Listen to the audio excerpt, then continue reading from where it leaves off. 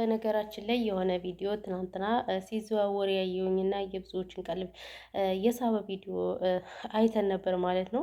ይህንን ስናይ እንግዲህ ብዙዎቻችን ተስፋ እየቆረጥንም አለን። በተለይ እንግዲህ ሀገራችን ባለችበት ሁኔታ አብዛኞቻችን እያየን ነው።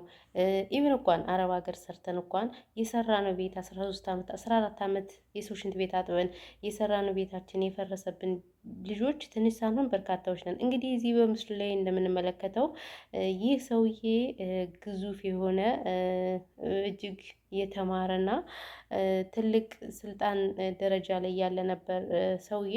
እንግዲህ እሱም ማነው ገዱ አንዳርጋቸው።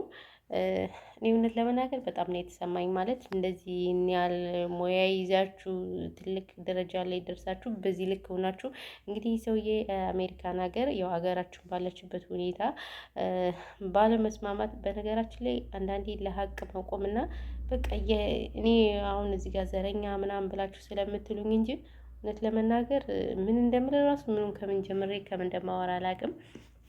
ብቻ ሀገራችን እስከ መቼ ድረስ ነው አሁን እያሳሰበኝ ያለ? ሀገራችን እስከ መቼ ድረስ ነው በዚህ ደረጃ የምትቀጥል? ምሁሮች እንደዚህ ወርደው መንገድ እየጠረጉ ይሄ ማለት ያው ሀገርን ስትወዱ፣ በነገራችን ላይ እንደዚህ ነው። ሀገርን ህዝብን ስትወዱ የህዝብን ገንዘብ ሳትመዘብሩ የሀገርን የወገንን ህዝብ ሀገር ሳታፈርሱ የምን አባቱ ስልጣን ነው የምን አባቱ ገንዘብ ነው ብላችሁ ራሳችሁን ወርዳችሁ ስትሰሩ ይሄ ታማኝነትን የሚያመለክት ነው። ነገር ግን ሰው ስንት አይደለም እንደዚህ በትልቅ ደረጃ ተቀምጦ ይቅርና ስንት ዓመት ለመማር ራሱ ያለውን ድካም እኛንን የምናውቀውና ይሄን ስናይ አንዳንዴ ተስፋ እንቆርጣለን። በተለይ እኔ ማርያምን አረብ ሀገር ላይ በጣም ተስፋ እንቆርጥ። እኔ ብር ስላለኝ ስለሌለኝ አይደለም። ብር ምን ያደርግልኛል? ሰላም ከሌለና የት ሄጄ ነው የምሰራው? በዚህ ልክ እንደዚህ ሀገራችን ለምንድን ነው ሲኦል የሆነችው? ሀገራችንስ እኔ አላውቅም። እግዚአብሔርን ሀገራችን መቼ ከዚህ ከቆሻሻ እንትን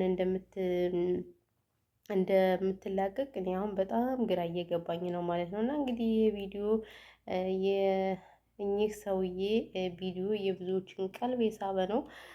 ብቻ በጣም ነው ያዘንኩት። ማርያምን አንዳንዴ ያሳዝናልም፣ አንዳንዴ ደግሞ በቃ ኩሮዎች ነን። አንዳንዴ ኩሮዎች ነን እላለሁ። ግን ኩሩም ሆነን ደግሞ በዚህ ልክ ሰው ተምሮ ምሁር ሆኖ ደግሞ ስታዩት እንደዚህ ወርዶ ማንም የማያውቅ ደንቆሮ ሀገር አፍራሽ ቤተ መንግስት ላይ ተቀምጦ የህፃን ተረት ተረት ሲጫወት ሲውል ማንም ቼክ አያደርገውም። አስባችሁታል? ንጹሐን እየተገደሉ ይህ ንጹሐን ቤት እየተቃጠለ ምናምን። በቃ አሁን ኢትዮጵያ ያለችበት ሁኔታ እኔ አላውቅም። እግዚአብሔር ይቅርታ አድርጉልኝና ይህ ሰውዬ ኢትዮጵያ የመጣው ማለት ነው ኢትዮጵያን ሊያቃጥል ነው የመጣ። ኢትዮጵያን ሊያቃጥል በቃ ኢትዮጵያን እኔ ሳስበው ኢትዮጵያን ሊሸጥ ነው እላለሁ። እግዚአብሔርን ንጹሐን በየቀኑ እየተገደሉ የማያውቀው መንግስት፣ ንጹሐን እንደፈለጉ እየሆኑ የማያውቀው መንግስት፣ ይህ ምን እንደሆነ እኔ ግራ ነው የሚያጋባኝ።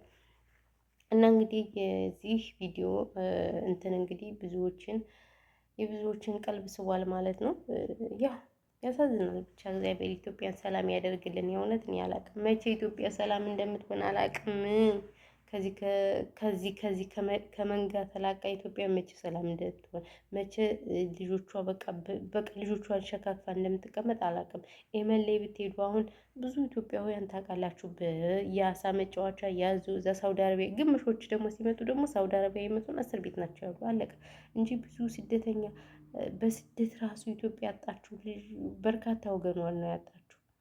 ራሱ 2018 ላይ ራሱ ስንት ጀልባ ነው የተገለበጠ? ስንት ጀልባ ተገልብጦ ነው ወገኖቻችን ያለቁት? የእውነት እኔ አላውቅም። ብቻ ምን ብዬ ምን እንደማወራ አላውቅም። የእውነት ፈጣሪ ኢትዮጵያን ሰላም ያደርግልን። የእውነት እኔ በቃ ብሽቅ ፖለቲካ ይጥፋ።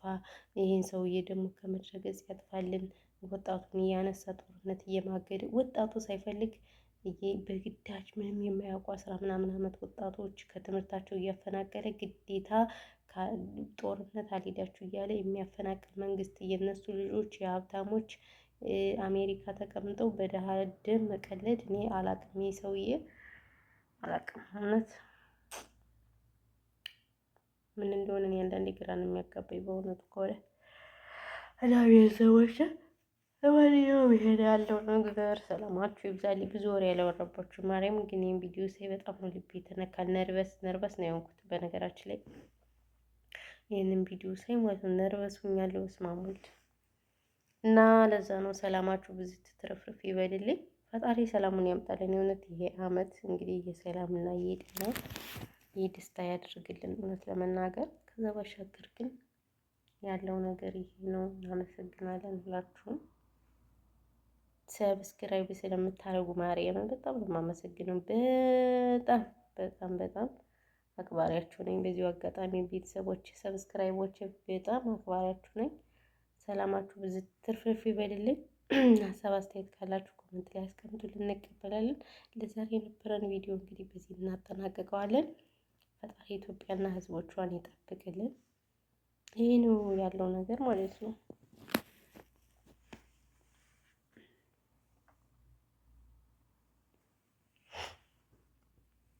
እንቅልፍ የተነስቼ ነው ቪዲዮም ሰራ